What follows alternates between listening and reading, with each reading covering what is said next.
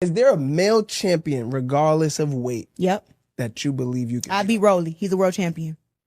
Rolly Ramirez. Listen, it's not about.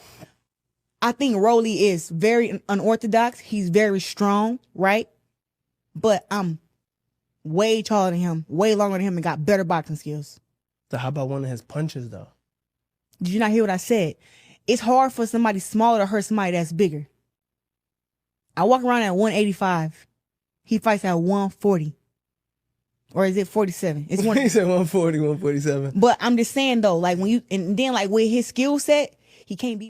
So once again, Claressa Shields is having a go at a male boxer. In fairness, the host of that podcast is the one who posed the question, but you don't see any other podcast hosts posing questions like that one to any other female fighters because there are no other female fighters that are claiming they can beat a man like Claressa Shields, who's had a go at anyone from Keith Thurman to Gennady Golovkin. She set the precedent. She's the one that set the stage, so now it's entirely normal for this kind of conversation to go on, all to emasculate the individual. In this instance, it's Rolly Romero, because Rolly, how is he intended to respond to Claressa? Is he supposed to accept her challenge? Because if he did, that would be frowned upon. He's not at liberty to have a go at her, to have a sparring session or have a boxing match and not hold back, because if he doesn't hold back, oh, now he's a woman beater. Now he likes to beat up on girls when all he would be doing is accepting her challenge. I don't even know why she's still issuing out these kinds of challenges when the footage of her getting dropped by Artur Amatovs is still out there.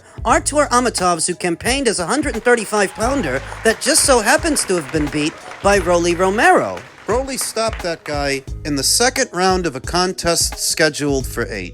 The same guy who sat her down on her ass. The great Claressa Shields, the GWO. It's about humiliation. It's about bullying. She's very careful who she issues out these kinds of challenges to. I remember her once saying that she would like to fight Gennady Golovkin, but she didn't spend the time on Gennady that she spent on Keith Thurman. She spent a lot more time on Keith, likely not expecting a reply, and now she's doing that to Rolly. She's a blithering idiot saying that she walks around at 185, whereas Rolly fights at 147. Yeah, he fights at 147, but he doesn't walk around at 147. Wait, so the girl that walks around at 185 is signing up to fight a girl who used to fight at 130, and we're supposed to give her credit if she wins. What the fuck? Rolly doesn't walk around at 147, he only fights there. If you fought that guy at his walk-around weight, maybe you are a better boxer than he is. Maybe you are more skilled in terms of X's and O's, but you can't endure what he can endure because you're not a man. He can take your best shot. Keep on coming, but can you take his? The biological differences between a man and a woman break down to the ratio of muscle between a man and a woman, because a man's got a lot more muscle than a woman does. If Claressa's walking around at 185, that's not 185 pounds of muscle, that's fat and water. That guy hits you with a clean shot to the body or a clean shot to the head, you're going out, sister. You're going down, like you did when Artur Amatovs cracked you. Did he hit you so hard that you forgot what happened? Did he hit you so hard that you've got a case of amnesia? At the risk of sounding misogynistic, which I'm not, as good as Claressa Shields might be against girls, against a man who doesn't even have to be equally good, she loses. Because a guy ain't got to hit her but one good time. One good time without holding back, she's not getting up. She's a 2-time gold medalist, and she's been undisputed at several weights, but if you conjured up some journeyman from 147 or 154, 160, they knock her out. It's not a fight. They would take her best punches, walk through them, and walk her down, and there would be little to nothing she could do to stop them. Claressa is allowed to believe this delusion, propagated by film and media, who'd have you believe that a 120-pound woman can really take on a 200-pound man, like Zoe Saldana did in that movie Colombiana, and how ridiculous that was. How ridiculous this is. Rolly is not at liberty to reciprocate the energy he's being given, and that's why she's giving it to him. Because she's a bully, because she's a misandrist, and because she's a jackass. Rolly's just got to try to be the bigger person and not play into her little game. Elsewhere in the world of boxing, an interesting update to a story we talked about in a previous video per veteran boxing scribe Dan Raphael. Sources: the MVP show featuring Alicia Baumgartner versus Bomi Ray-Shin will be on ESPN as part of a deal for multiple shows. Per DAZN, MVP's deal with it has expired, although DAZN said they could still work together on one-off events. Now, working with DAZN in the future, now that they've struck this deal with ESPN, all depends on what kind of deal it is, because if it's an exclusivity deal, then you can forget it. The saving grace is, I don't think it is. Why not? Well, Dan Rafael has his sources, and I have mine. And per my sources, ESPN wants to get back in boxing, but they want to be able to work with different promotional outfits, not just one. They don't want to be locked into doing shows for one promoter like they were with Top Rank. They want the wiggle room to pick which shows they pay for. And if the people at ESPN can see the value in the MVP stable, which is mostly comprised of female fighters, you don't think they can see the value in Top Rank stable? As some people are interpreting this as the demise of Top Rank, that now based on this, they're not likely to return to the platform, where I see the opposite. I see this and I think they are. Because if the people at ESPN can see the value in Alicia Baumgartner versus a little-known South Korean, why wouldn't they see the value in Bruce Carrington, in Richard Torres, in Xander Zayas, in Abdullah Mason, the fighters that have developed on their platform? The advantage of going about things this way for ESPN is that it's cost-effective. See, the MVP shows aren't going to cost you as much as the Top Rank shows were costing you. You had fighters under Top Rank getting upwards of $3 million plus per fight, even if the fight wasn't a moneymaker. They want to get away from that. This represents a means to do so while still keeping boxing on your catalog. Crawford's getting $3 million plus per fight, so was Shakur Stevenson, and whatever you were paying Teofimo Lopez, whatever you were paying Vasyl Lomachenko, it wasn't cost effective, but this might be. All the millions of fucking dollars you fucked off on Tyson Fury. ESPN doesn't want to do that anymore, and the stable of fighters that Top Rank hosts now, while promising, are not as expensive as the previous stable was. So at minimum, what this heralds is ESPN's return to boxing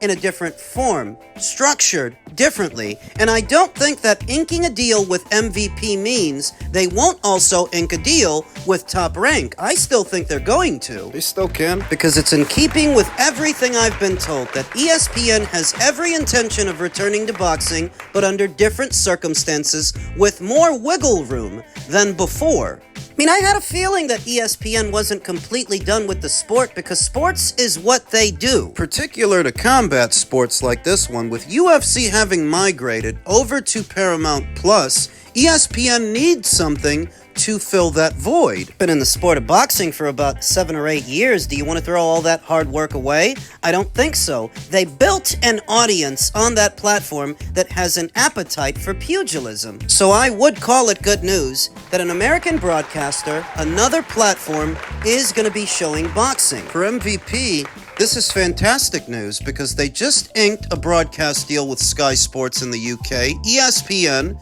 in the US. Do you really think it's a lock, though, that Top Rank will return to the platform? There are 2 ways you can look at this. If ESPN can see the value in MVP, why wouldn't they still see the value in Top Rank? And if by some chance they don't, which is the second way you can look at this, if MVP has migrated from DAZN to ESPN, who's to say that Top Rank can't migrate from ESPN to DAZN? There's a void left to fill. We'll see what happens. In men's heavyweight news, former cruiserweight champion Murat Gassiyev's camp is urging the WBA to strip Usyk's title. The WBA hasn't confirmed Usyk's belt for his May 23rd defense against the kickboxer Rico Verhoeven. Gassiyev's team pushes for Usyk to be stripped or made a champion in recess to elevate Murat. The WBA must rule. They're not the only ones doing this. Callie Sauerland is actively lobbying for the belt to be on the line on April 4th when Derek Chisora takes on former champion Deontay Wilder. Now, what are the odds that Usyk will lose another one of his alphabet titles en route to a novelty fight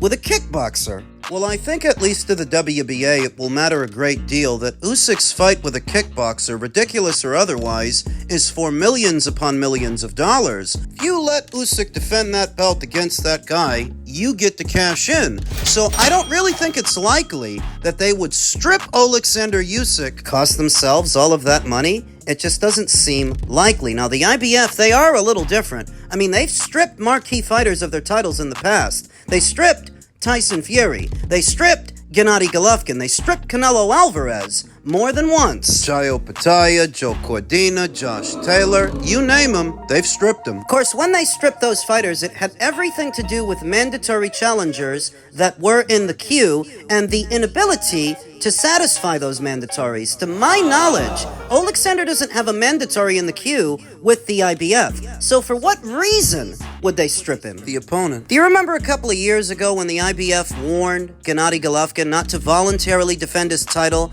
against Von Esmartirosyan because they didn't approve him as being world title worthy? They didn't like the opponent. You know, he ended up doing it anyway, and one thing led to another, and he was stripped of the title. The IBF not approving the opponent might set the precedent for Usyk to get stripped. These are just my thoughts. I don't have a problem with Usyk having a bit of fun now that he's become an undisputed champion 3 times across 2 weight classes. I'm perfectly okay with the novelty fight, with the crossover fight. Floyd Mayweather had one, Fury had one, AJ had 2. So I got no problem with it. But just who is Rico Verhoeven, and why is he getting this opportunity? It's a fair question. Verhoeven, a 36-year-old from Bergen op Zoom, Netherlands, is galactically famous in certain combat sports circles. At 6'5" 269 pounds, he is the king of kickboxing, having dominated Glory's heavyweight division to the tune of 26 straight wins, including a record 14 wins in title bouts. Verhoeven, even today, is widely regarded as the #1 kickboxer in the world. But if anything, the decorated resume only underscores how oddly out of place he is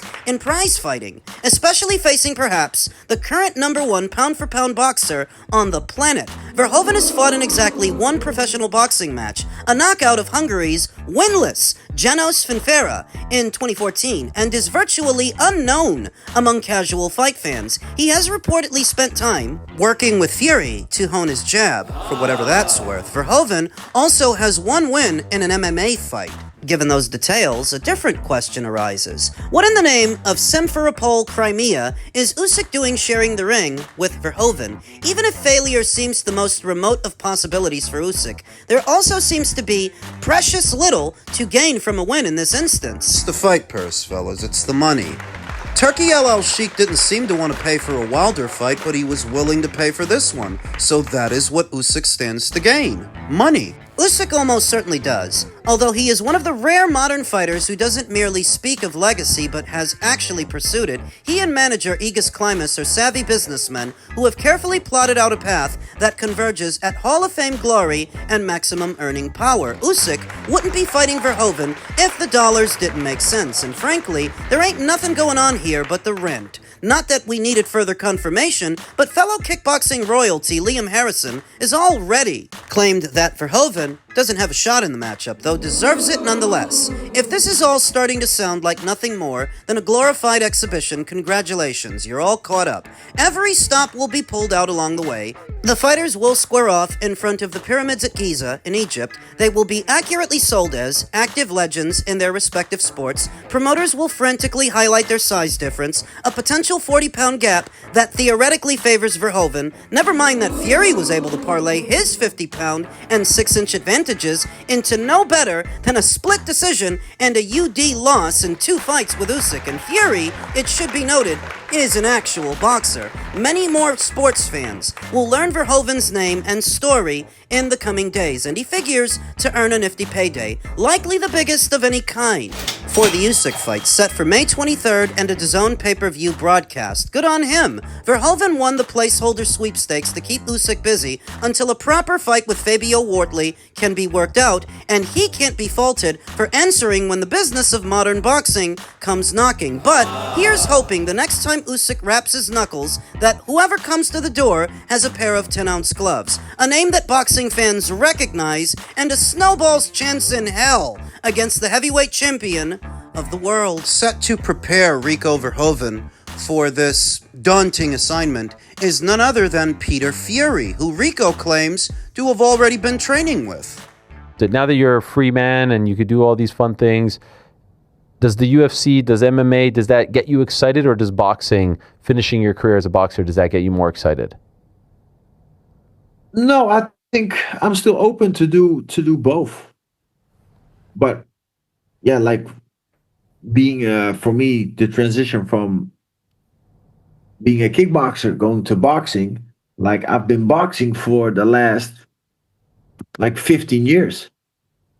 Like the fun thing now is like everybody's like, oh, Peter Fury is added, is being added to Team Rico. Guys, I've been training with Peter Fury for the last 15 years. So like back in the day, just coming as a sparring partner for Tyson Fury and just being there constantly, putting in the work and getting better, turning into from a sparring partner into a training partner. And yeah, I think that's also what one of the key elements that made me such a good kickboxer. We heard the same kind of talk from Francis Ngannou ahead of his fight with Tyson Fury, that he had been training in boxing for some years and he was excited to showcase what he had learned, what he had picked up. And against Tyson Fury, I mean, he looked all right. To some people, he won the fight. Shocked the world when he scored that knockdown. Do I expect Rico Verhoeven to now shock the world opposite the ring Alexander Usyk? And no, I don't. Because Usyk's not the kind of guy who's asleep at the wheel. He's not an egomaniac like Deontay Wilder, or a Tyson Fury for that matter. He's not a chatterbox either. He's not distracted like Anthony Joshua often is. And even if at 39 years old he may be starting to slip, he may be starting to decline, not at his best, you don't need the best Usyk to beat Rico Verhoeven. The only issue that I have with this matchup is that it's being billed as a pay-per-view where I think it should not be. An American audience is not keen to pay extra to see this, and I don't think a British one is either. Still don't know what the undercard for this is supposed to look like, but if this is the main event, I'm sorry. I don't expect a lot of people to pay to see it. And I'm a huge fan of Usyk. The belt situation also warrants some attention. Is it right for Alexander Usyk, who still has 3 of the 4 major titles at this weight, to have them all tied up in this circus, this crossover fight? There have been crossover fights in the past, sometimes involving sitting champions. Muhammad Ali was the undisputed champion of the world at the time that he had a crossover fight with Anton Inoki. Tyson Fury was the reigning WBC champion when he had a crossover fight with Francis Ngannou. This would not be the first time that this has happened, but does that make it right? So here's what I think. Having worked as hard as he did to become an undisputed champion, I can understand Alexander Usyk wanting to hang on to his spoils, to his belts. But at the same time, if one or some of the sanctioning bodies decide to strip him for it, I can understand that too. I won't protest. I get it.